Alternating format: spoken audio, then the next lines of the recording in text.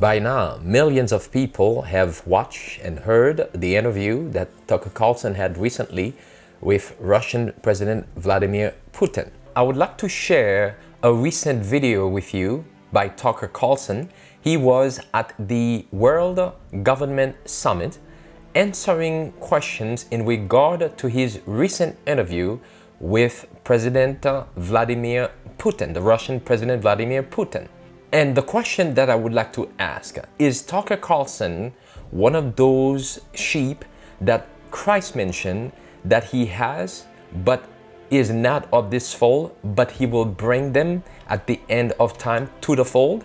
In the book of Luke, chapter 19, verse 40, and he, Jesus, answered and said unto them, I tell you that if these should hold their peace, the stones would immediately cry out. Watch and listen. I didn't go to Russia, of course, to promote Vladimir Putin. And if that was my purpose, I'd say so, because I'm not embarrassed.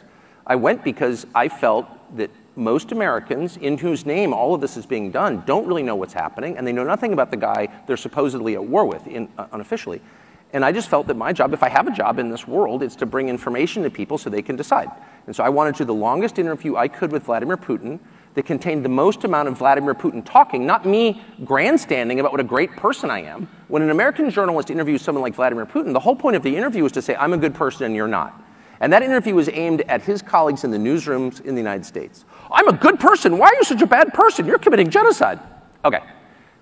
That's not fruitful, and that's certainly not my role. I care what God thinks of me, what my wife thinks of me, and what my 4 children think of me, and that's all I care about. So I don't need to prove that I'm a good person. I want to hear Vladimir Putin talk so people in my country can assess what's happening. First things first, Putin wants to get out of this war. He's not going to become more open to negotiation the longer this goes on. One of the things we've learned in the course of the last 2 years is that Russia's industrial capacity is a lot more profound than we thought it was. I mean, Russia's having an Russia, this country we were assured was a gas station with nuclear weapons, has a pretty easy time making missiles, rockets, and artillery shells, whereas NATO doesn't. So we should think about what that means, 1. 2, the West doesn't spend any time, or our policymakers in Washington spend no time thinking about, like, what are the achievable goals here. I have heard, personally, US government officials say, well, we're just going to have to return Crimea to Ukraine. Well, you don't need to be a Russia scholar to know that's not going to happen short of a nuclear war. That's insane, actually. So even to say something like that reveals that you're a child, you don't understand the area at all, and you have no real sense of what's possible. And so as long as our leaders, and not simply in the US, but NATO, and I really mean Germany, don't take the time to learn about what's possible, we're not going to get anywhere. Does Biden understand the law of action and reaction which moves a country like Russia?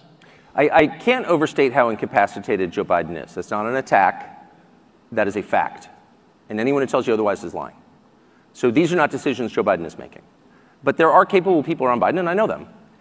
What they lack is any perspective at all. So a conversation with a US policymaker about the history of the region would begin and end with a conversation about, of course, Chamberlain and Churchill and Hitler. Period.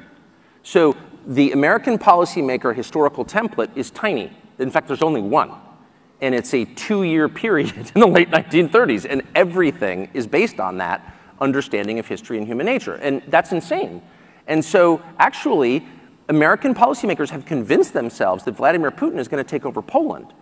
And it is not a defense of Putin. I don't mean to defend Putin. I'm not a fan of Putin's, and I'm not a subject of Putin's. I'm an American. However, there's no evidence that Putin has any interest in expanding his borders. He is the largest country in the world, and it's very hard to run. They don't need natural resources. There's nothing in Poland he wants. There's nothing he will gain by taking Poland other than more trouble. So that is, if you're saying that he's going to invade Poland, you don't know what you're talking about. The United States is, for this moment, is the most powerful country in the history of the world.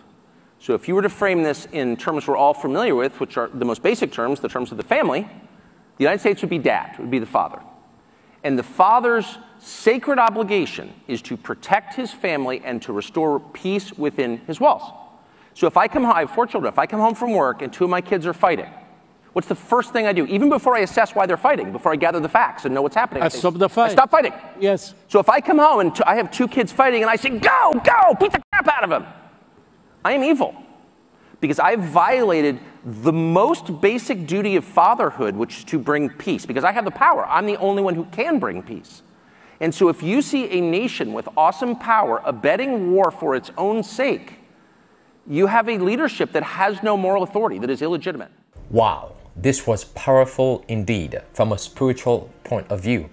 But one has to wonder, is Tucker Carlson one of those sheep that Christ mentioned, which are not of this fold? Them also I must bring? Or is he playing both sides? You decide for yourself. But one thing I do know for sure, Jesus says, in these last days, if these should hold their peace, even the very rocks will cry out. There will be many coming from Babylon, coming from the world, that will replace those within the church.